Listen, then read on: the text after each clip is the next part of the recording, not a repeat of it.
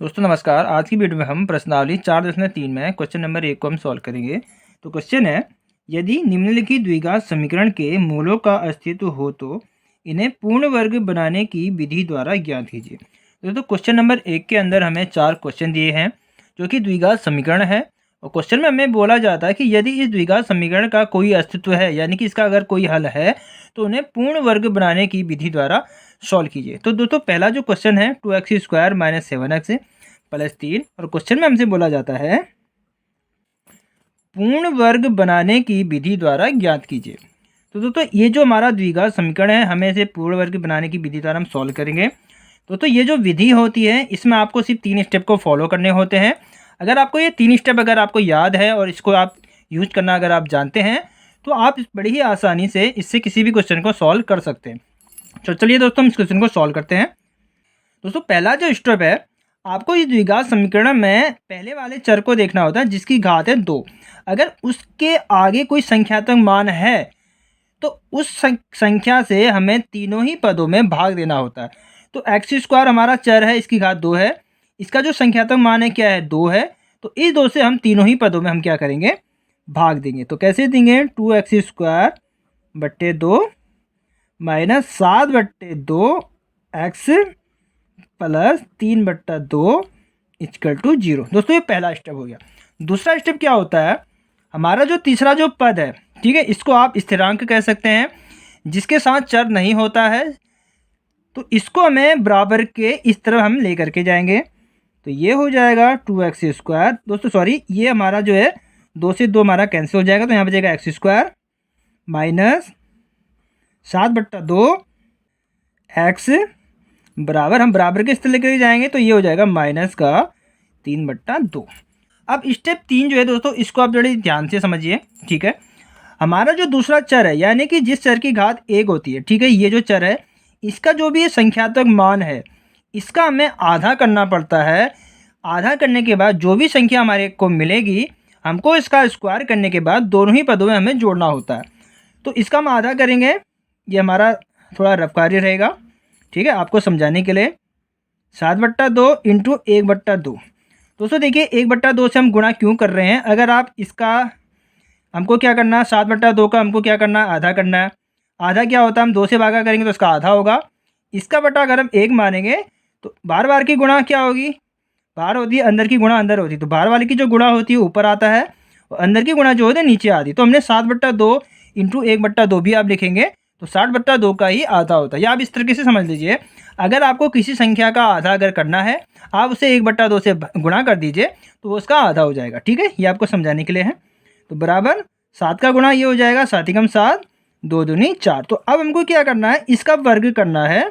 जो भी संख्या हमारी आएगी उसको हमें दोनों ही पक्षों में हमको जोड़ना है। तो हमारा क्या आया, 49/16। तो हम इसको दोनों तरफ जोड़ देंगे तो क्या आएगा हमारा, x² -7/2 x प्लस 49/16 बराबर 49/16 -3/2। हमको इसको दोनों ही पक्षों में हमें जोड़ना होता है, ठीक है। अब दोस्तों ये ज़रा ध्यान से समझिए, ये जो हमारा x² है ये किसका वर्गमूल है, x का, ठीक है। आप बीच वाले को छोड़ दीजिए, इसको आप छोड़ दीजिए, आप इस पर हम ध्यान देते हैं। 49 किसका वर्गमूल है, 7 का। 16 किसका वर्गमूल है, 4 का। यहाँ पर हमारा क्या चिन्ह है, माइनस। तो x - 7/4 का होल स्क्वायर हम इसको लिख सकते हैं। दोस्तों ये जो हमारा समीकरण है दोस्तों, a - b का होल स्क्वायर के फॉर्मूले से अगर आप इसको खोलोगे तो आपकी यही इक्वेशन आपके सामने आएगी। तो हम इस पूरे समीकरण को ये भी लिख सकते हैं, ठीक हो गया। अब बराबर हम इसको एलसीएम लेंगे तो क्या आ जाएगा, 16 और 50, 8 दूनी 16, तो हम 8 से ऊपर करेंगे गुणा तो ये हो जाएगा 24, माइनस हो जाएगा 25/16। दोस्तों आप यहाँ पे देखिए हमारे x - 7/4 का स्क्वायर है। अगर हमें इसका स्क्वायर हटाना है तो बराबर के उस तरह जो भी संख्या होती है उसको हमको अंडर रूट के अंदर रखना होता है।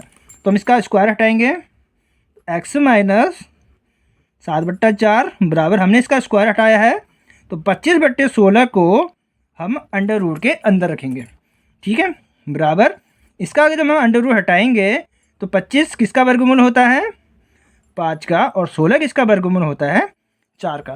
दोस्तों जब हम वर्गमूल हटाएंगे तो यहाँ पर हमारा प्लस और माइनस दोनों ही चिन्ह यहाँ पे लग जाएंगे, इस बात का आपको ध्यान रखना है, ठीक है। यहाँ पे हमारा प्लस और माइनस दोनों ही चिन्ह लग गया। अब हम क्या करेंगे, इसको हम बराबर के उस तरह करके जाते हैं, तो x equal two plus minus 5/4 plus 7/4। दोस्तों अब हम क्या करेंगे, दोस्तों यहाँ पर जो है ना हमारा प्लस और माइनस दोनों ही चिन्ह है, तो हमको x का जो हमें मान निकालना है, तो हम एक बार प्लस चिन्ह लेकर के हम इस समीकरण को सॉल्व करेंगे और एक बार माइनस का चिन्ह लेकर के हम पूरे समीकरण को सॉल्व करेंगे, ठीक है।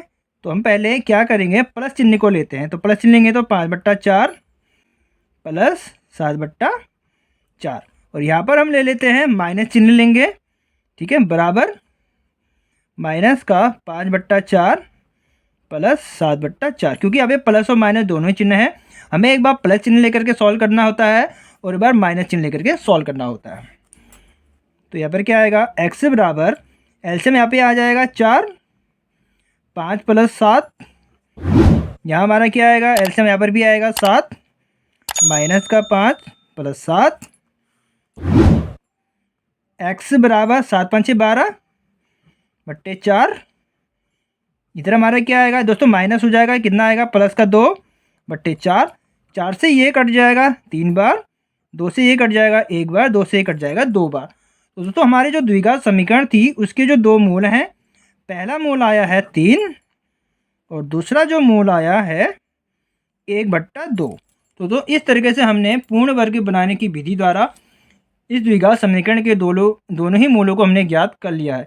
तो इस तरीके से आप पूर्ण वर्ग बनाने की विधि से किसी भी द्विघात समीकरण को बड़ी ही आसानी से सॉल्व कर सकते हो। मिलते हैं दोस्तों नेक्स्ट वीडियो में।